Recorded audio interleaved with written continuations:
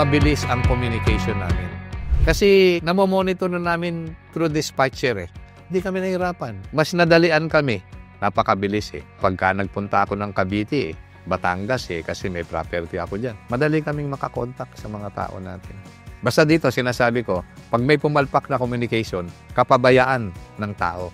Hindi ng gadget, hindi ng bersa. Ang laki ng ginagastos ko, maglalagay ako ng base para lang magkaroon ng magandang communication. Kasi lalo na pagka nasa ilalim ka ng parking, nasa area ka ng parking, dead spot na yan.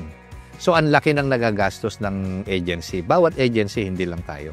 Anong sinubukan ko tong Bersa, nakursunadahan ko naman yung kanyang serbisyo sa communication.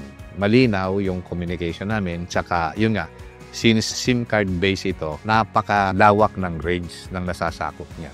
Yung aking mga base, pinagtatanggal ko na. Maganda.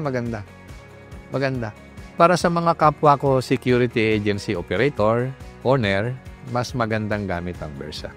Ang ganda ng communication namin ngayon sa mga tao namin because of Bersa. Napakaganda ng serbisyo. We made the switch.